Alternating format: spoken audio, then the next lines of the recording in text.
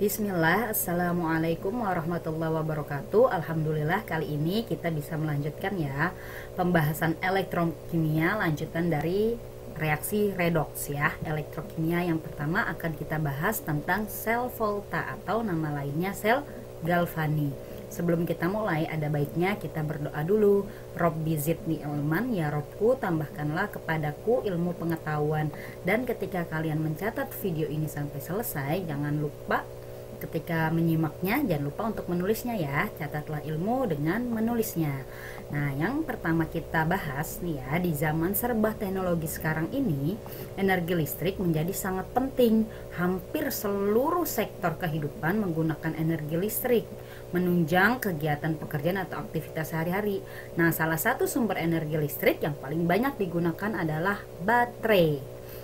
Apakah kamu tahu bahwa baterai dan akumulator dan sel bahan bakar adalah salah satu contoh sel volta yang sering kita gunakan dalam kehidupan sehari-hari? Tahukah kamu bagaimana suatu baterai dapat menghasilkan listrik? Yuk kita pelajari bersama-sama dalam bahasan sel volta. Sel volta atau nama lainnya sel Galvani ya.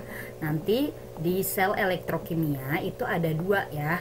Itu ada sel volta dan sel elektrolisis. Nah, sel volta disebut juga sel Galvani. Penamaan sel volta ini disebut juga sel Galvani. Penamaan ini diambil dari nama penemunya ya, yaitu seorang ilmuwan yang bernama Alessandro Volta dan Luigi Galvani ya. Jadi ini nama dari orang yang menemukannya. Nah, nanti bedanya sel volta dengan sel elektrolisis. Kalau sel volta reaksi kimia berubah menjadi arus listrik. Jadi reaksi yang menghasilkan listrik. Sedangkan sel elektrolisis nanti arus listrik dibutuhkan untuk dapat terjadi reaksi kimia. Nah, jadi sel elektrolisis itu sel yang membutuhkan listrik ya. Nah, nanti timbulnya arus listrik karena ada elektron yang bergerak ya. Nah, reaksi kimia harus melibatkan elektron. Reaksi yang melibatkan elektron disebut reaksi redoks. Kita udah bahas kemarin ya dalam pembahasan reaksi redoks. Ada yang mengalami reduksi dan ada juga yang mengalami oksidasi. Nah, sekarang kita bahas dulu tentang sel volta nih. Sel volta nanti salah satu komponennya itu ada yang disebut elektroda. Elektroda adalah benda yang digunakan sebagai penghantar arus listrik. Nanti ada dua, ada anoda kutub negatif dan katoda kutub positif. Anoda merupakan elektroda yang terjadi saat reaksi oksidasi ya. Sedangkan katoda adalah elektroda yang mengalami reaksi reduksi atau terjadi reaksi reduksi di katoda. Cara ngafalinnya gini aja, anoda kan depannya huruf vokal, maka reaksinya juga harus yang depannya huruf vokal. Anoda oksidasi, katoda huruf konsonan, maka reaksinya juga yang depannya huruf konsonan. Jadi katoda mengalami reduksi ya. Nah, ini rangkaian sel volta nih. Sel volta nanti terdiri dari elektroda Zn, contohnya di sini ya, dan elektroda Cu. Nah, dihubungkan oleh jembatan garam. Nanti elektroda Zn ya, elektroda Zn sebagiannya larut menjadi Zn plus dengan melepas dua elektron, berarti terjadi reaksi oksidasi ya. Nah, elektron yang dilepas ini ya bergerak dari anoda ke katoda. Nah, ditangkaplah oleh si Cu. Jadi reaksinya adalah Cu2 plus larutan Cu plus dua elektron menjadi Cu solid atau padatan Cu. Jadi nanti di katoda katodanya bertambah karena membentuk endapan Cu ya. Nanti di sel volta ada juga cara penulisan notasi atau diagram sel ya, atau diagram sel volta. Yang ditulis duluan adalah logam atau zat yang mengalami oksidasi. Kalau oksidasi berarti biloxnya turun. Dari contoh rangkaian sel volta ini yang mengalami oksidasi kan Zn, maka bisa kita tulis Zn ya menjadi Zn2+. Nah, yang mengalami reduksi kan si Cu ya. Jadi Cu2+ dari ion menjadi Cu padatan ya. Nah, yang perlu diingat di sini Krau, baik di elektrolisis maupun di sel volta, ini tetap berlaku Krau. Krau itu apa? Katoda tempatnya reduksi, anoda tempatnya oksidasi. Nah, nanti bedanya kalau di sel volta ini kapan? Kapan itu apa? Katodanya kutub positif, anodanya kutub negatif. Seperti itu ya cara menghafalnya. Nah, yang perlu diingat lagi, nanti elektron ini selalu bergerak dari anoda ke katoda ya. Nah, arus listrik kebalikannya bergerak dari katoda ke anoda. Nah, fungsi jembatan garam di sini untuk menyeimbangkan kation dan anion dalam larutan seperti itu.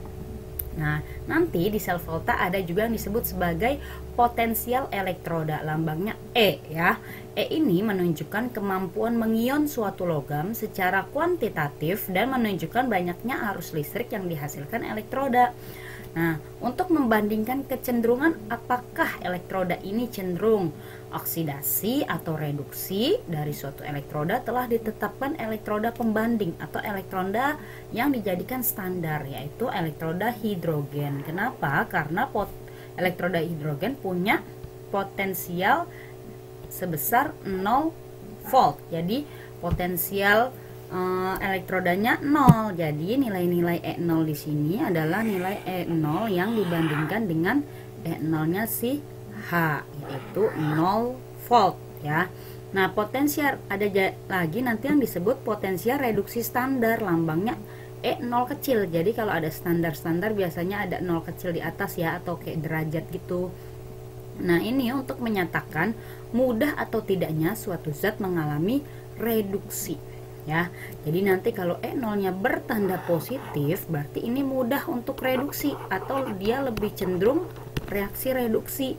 Nah, kalau E0-nya bertanda negatif dia akan lebih cenderung mengalami reaksi oksidasi atau sulit reduksi ya. Nah, nanti ada yang disebut potensial sel atau E0 sel.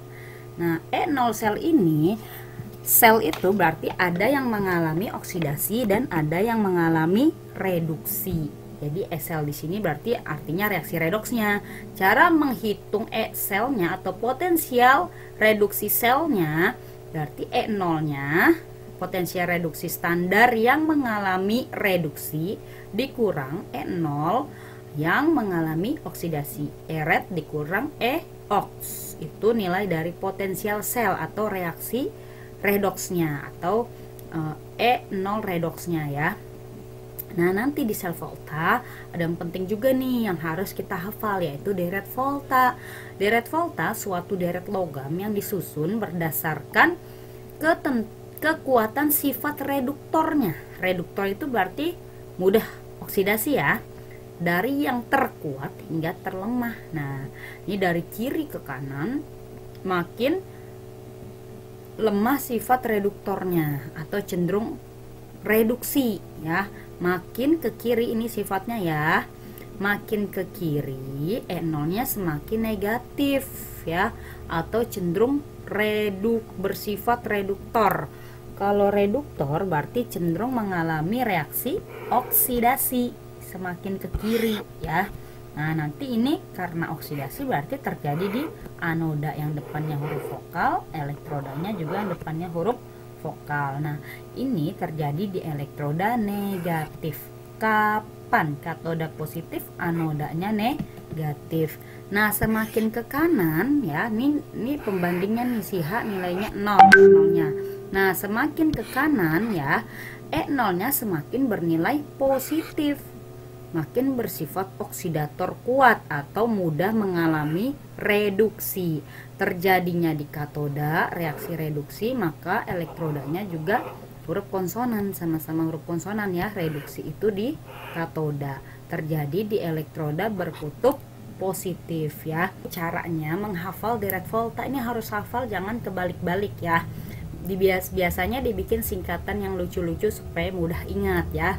Kalau kakak nyingkatnya gini nih, lihat kalau bapak camat nanti mangkat, alam mana, zaman kerajaan feodal, canda cobanian, senang pembagian harta, sebab binasa cukong Hongkong agen putau.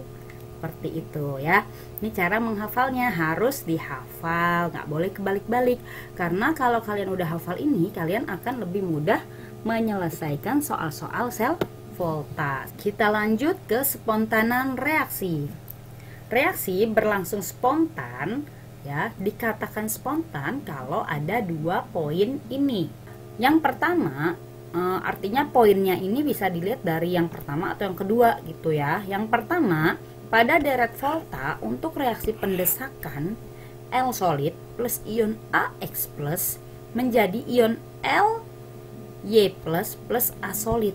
Nah, caranya gini, ngafalin, logamnya itu di kiri ya, ionnya itu di kanan ya. Logamnya ini biasanya selalu ditulis duluan di kiri.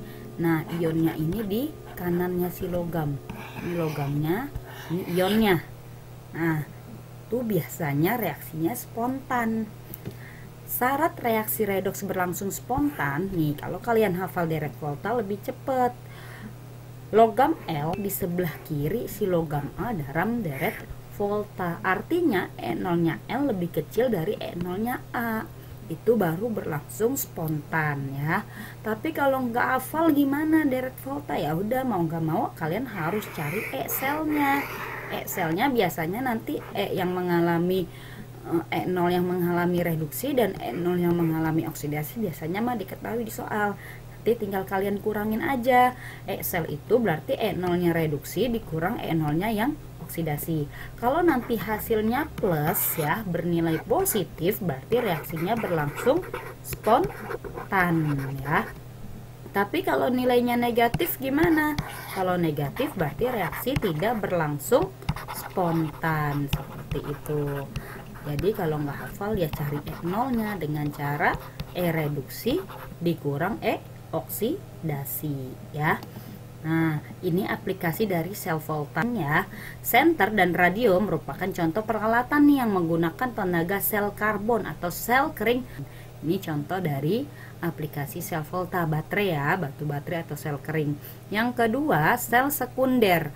Pada sel volta sekunder atau sel reversible, reaksi semula dapat diperoleh kembali dengan melewatkan arus searah ke dalam sel dengan arah yang berlawanan dengan arah arus ketika digunakan charging atau recharging ya. Contoh yang paling populer untuk sel sekunder adalah akumulator atau aki pada kendaraan bermotor. Ini aplikasi dari sel volta, yaitu sel yang menghasilkan listrik. Nah, nanti di sel volta ada juga nih tentang bahasan korosi ya. Korosi itu apa yo? Korosi itu adalah karat. Merupakan proses oksidasi logam membentuk oksida logam. Nah, beberapa logam sangat mudah terkorosi dan sangat mudah membentuk oksida yang rapuh sehingga sifat kuat dan keras dari logam menjadi hilang.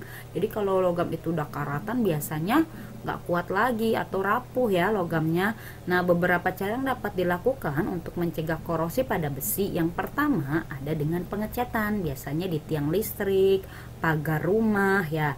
Pemberian oli ini pada bagian besi yang terkena air ya, biasanya pada mesin yang terus berputar, mesin kendaraan ya. Nah, nanti ada yang pelapisan dengan logam tahan karat atau penyepuhan. Ada dengan perlindungan katodik atau ditempel dengan logam lain yang lebih mudah karat. Jadi si besinya ini nggak berkarat, jadi yang berkarat logam yang melapisi besinya itu ya. Nanti ada perlindungan katodik dengan menempelkan lempeng seng, pencampuran dengan logam lain atau alloy, seperti itu nih. Proses elektrokimia yang terjadi pada pengkaratan logam besi ya. Nah, untuk lebih jelasnya kita akan membahas soal-soal nih, tapi disimak di video selanjutnya ya. Jangan lupa untuk lebih paham kita harus semangat latihan soal, menyelesaikan soal, dan mencoba mengerjakan soal-soal. Sekian dulu pembahasan kali ini. Alhamdulillahirobbilalamin, semoga bermanfaat. Terima kasih telah menyimak video ini sampai selesai. Jangan lupa simak video selanjutnya ya, dan video-video lainnya di channel Ratnasari Kimia. Assalamualaikum warahmatullahi wabarakatuh.